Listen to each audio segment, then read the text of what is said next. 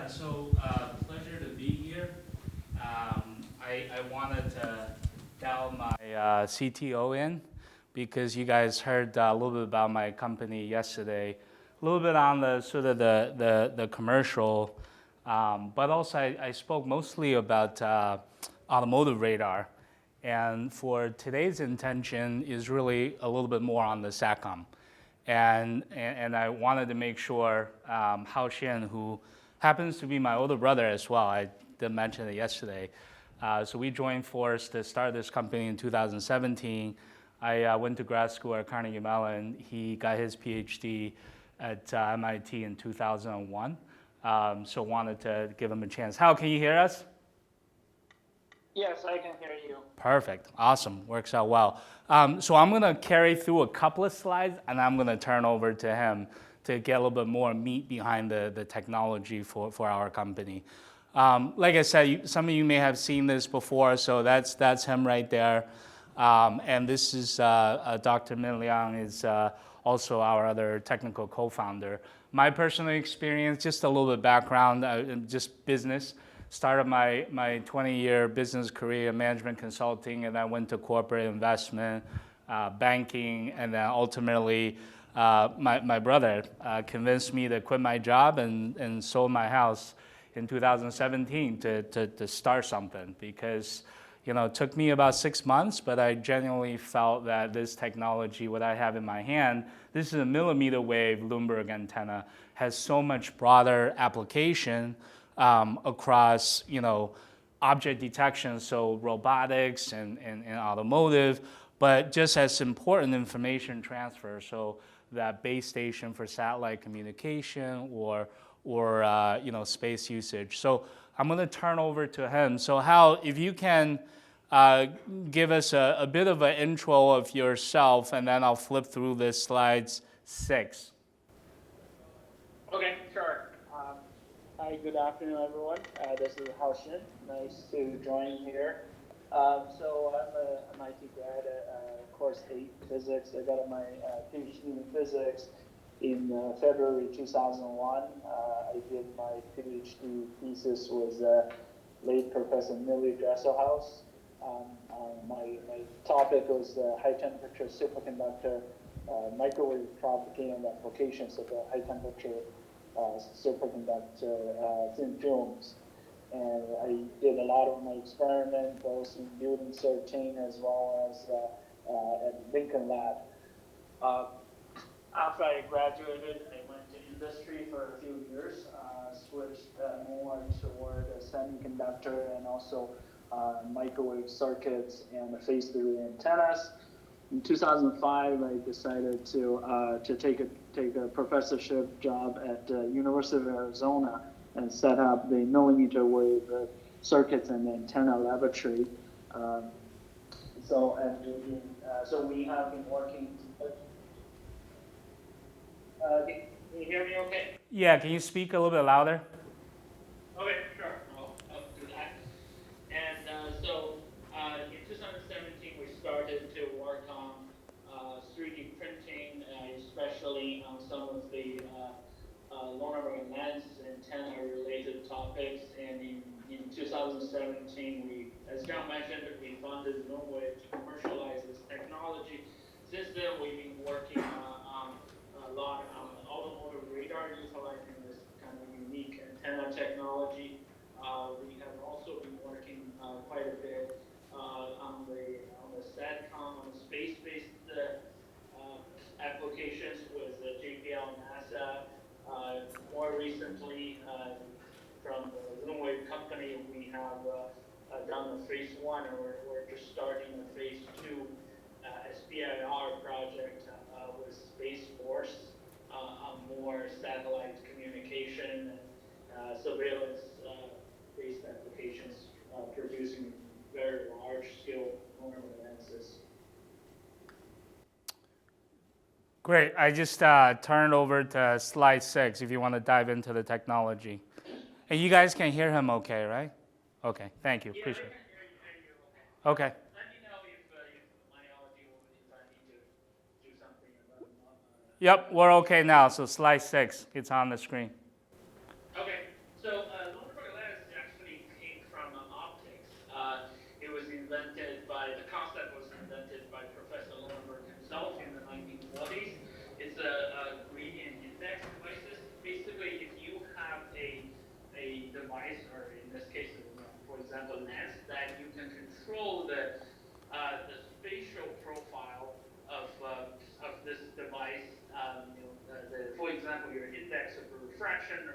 dielectric constant can be controlled to have a well-defined spatial distribution. We can have very flexible designs. We can have a flat lens that focuses, and there's a Lunewave lens, Eaton lens, some of the classic examples. In fact, even human eyes are gradient index lenses. So, for example, the human eyes has a lens with the index varying a few percent, and we know that it has very good property compared to some of the today's camera lenses. In particular, Lunewave lens is showing on this little figure here. The index refraction at the center is equal to the square root of 2, or the dielectric constant is equal to 2. And then it follows this relationship. It reduces when you go radially outward. At the edge of the sphere, typically you have a spherical shape. And at the edge of the sphere, it goes to 1. So basically, you just seamlessly matched to the free space of the air. This is a very nice antenna. For those of you familiar with space theory antenna, in the space theory community, Lunewave lens is considered a holy grail. It has very nice properties in terms of its extremely broadband. You can have decades of frequency bandwidth using a single aperture, single lens. And also, you can have very high gain. You put a point source on any of this, on any point on the spherical surface, you will have a collimated beam going to the opposite direction. And of course, this is for both transmitting and receiving, so you can receive as well. And one can have multiple beams simultaneously, so you don't have to, sequentially scan the beam. You can have multiple beams pointing into any of the 4 pi solid angle. So it has unlimited field of view without any mechanical or electronic phase controls. So people really like this. However, this type of lenses or antennas are extremely difficult to fabricate. If you do the traditional fabrication method, it will cost you just a simple lens up to about 10 gigahertz. It will cost thousands of dollars. For some of the space applications or the larger lenses, even on the order of $1 million. It turns out 3D printing is actually quite naturally suitable because this type of lens has very intricate internal structure, and you need to design that to satisfy this gradient index variation. So we have, starting in 2007, we came up with a number of ways in designing and manufacturing this using 3D printing technique. So an example shown at the bottom here, this is a spherical lens that we digitized into thousands of little chambers or little unit cells. Each unit cell is designed to satisfy the exact requirement for the index. And in 2009, we were able to demonstrate the first 3D printed Lunewave lens up in the millions of wave frequency, like 30 gigahertz and above. And today, we can actually, we spent quite a few years after that to going into large-scale manufacturing. So today, we actually have a mature manufacturing process based on 3D printing that we can produce these lenses at very large quantity and at a very low cost. So because of the nice antenna properties, it's very useful in wireless communication and radar sensing, including also SATCOM and etc. John, let's go to the next slide, please. Already there. You can just keep talking. You don't have to. Okay. So just a simple comparison for if you would like to either do wireless communication or remote sensing, you want to cover large field of view. Typically, the traditional way is something called planar phased array. You have planar antenna radiators, and then you have a large number of them. You control the phase precisely for each element, and you can steer your antenna feed. The problem with that is you have a scanning angle limitation. Maximum you can go to probably 160 degrees in one plane, and also your performance actually decreases very much when you get to when you move away from the front direction. So typically for radar and wireless communication applications, you use this type of antenna array. You tend to have a tunnel vision, then you have to have multiple arrays to cover the large field of view. And also there's other potential issues, including you lose signal to noise ratio when you're combining a large number of arrays, and especially today people always do this in digital domain, then you lose coherence that way. And also it has quite narrow bandwidth. If you change to a different frequency, then your beam will deteriorate very fast.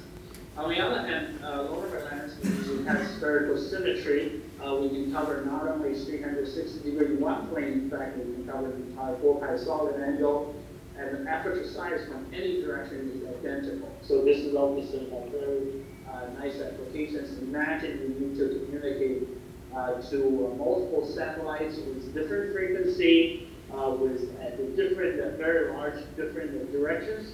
You can use a single hardware to accomplish all of this. And then there are other advantages, such as there's no scan angle limit, there's no mutual coupling, no grading lobes, which are all kind of challenges associated with the traditional plane array. Next one, please.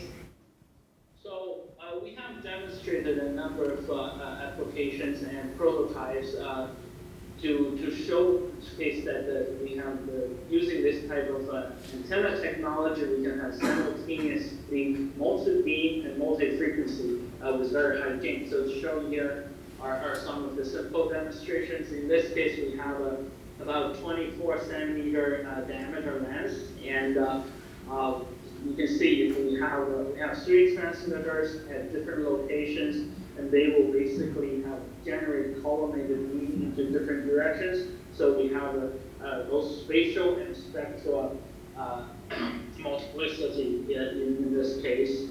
And also for secure communication, for military wireless communication, and for 5G applications, there are a lot of applications using this type of antennas. Next one. So shown here, so we actually have been able to mature this technology. So you talk about the technology readiness level, it's 7+. And showing here on top is this example we developed for application from 2 gigahertz to 6 gigahertz for the 5G wireless communication. In this case, we have 60 beams generated, and each beam of those will cover a very narrow, beam width, high gain, and it's dual polarization. So this is very useful for some of the massive nano applications. And at the bottom here, we have also demonstrated a double band 77 gigahertz vulnerable lens-based automotive radar. So I won't talk too much about it because maybe John covered it yesterday. In addition, we have gone through the entire automotive qualification for the environment testing, and also as well as 5-year, 10-year aging. So this type of 3D printing technology is actually works very well, satisfy all the qualification tests, pass all the qualification tests. That's it. Yeah. Let me just talk a little bit about the current phase 2 project where we're working together with Space Force. So we're demonstrating a 0.6 meter diameter vulnerable lens for SATCOM applications, and we're also doing a conceptual feasibility design for a even larger 2.4 meter diameter. So that will have a very narrow beam and for some of the space-based applications. So I think that's a summary of the technology. So John, I'll hand it back to you. Yeah, thank you. So I think as a startup companies, you guys can imagine resources always limited, not just funding, but just, I mean, obviously they're correlated, but capacity-wise. So it is nearly impossible to try to tackle 5 industries and different applications at once. So Lunewave, we thought very hard in the beginning. Our primary focus for the first few years is automotive radar. And that's object detection to get into, because the challenges, the problem statement in auto is well defined. We know exactly what the problem is and how to address it. And the market obviously is large. With that said, it's too big of an opportunity for us to not do any work in the satellite communication space. So this is where I think we rely quite a bit on some of the government grants where it's non-dilutive funding, and we hire a few folks. We do have a team of folks that dedicates into the satellite communication, execute quite a few of the projects, whether it's the private sector or public sector. So that's a little bit about us. Certainly happy to answer any questions if you guys have, whether it's about the business or technical. Oh, sorry, yeah. How do you turn this on, by the way? It's already on. Okay, awesome. I have your antenna in my hand. Yeah. So my question is regarding the test data that you showed with regard to this spherical antenna. Is your transmitter and receiver internal or external to the sphere? External. External. Right, as well, well, I'll let Hal address that, but the lens itself could be used as a transmitter or a receiver, but how you can... Yeah, so that's a good question. So it can be for both transmitting and receiving, and usually, at least for our radar applications, and typically the receiver or the transmitter would be mounted on the surface of the lens. However, with special design, depending on application, they could be a little bit internal to the lens, but they could also be, you could also have a spacing between the surface of the lens and the receivers. So that's a basic design parameter. I see. So with regard to a comparison, this is similar to a dish antenna that you have basically a single transmit and receive antenna. Exactly. This is a great question. So imagine you have a dish antenna. This is actually exactly our ultimate goal with the Space Force application.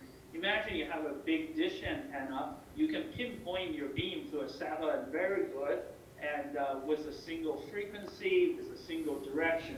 And then let's say you need to communicate with 20 satellites.